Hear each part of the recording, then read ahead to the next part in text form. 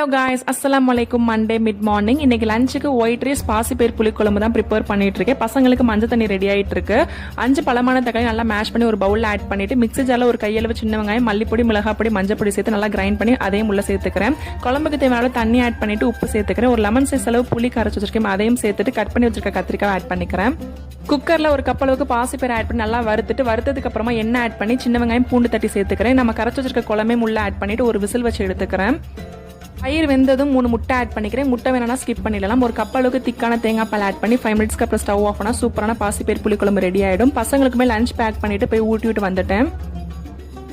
Last time டிமார்ட்ல வாங்கின gulab jamun mix இருந்துச்சு. Husband மார்னிங்கே கேட்டாங்க எப்பதான் அதை செய்வேன்னு சொல்லிட்டு, சரி பசங்க வரதுக்குள்ளாட்டியும் அதை ப்ரிப்பேர் பண்ணி வச்சலாம் தான் செஞ்சுட்டு இருக்கேன்.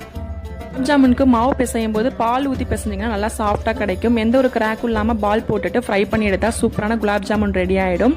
நாளைக்கு vlogல பார்க்கலாம். பாய்.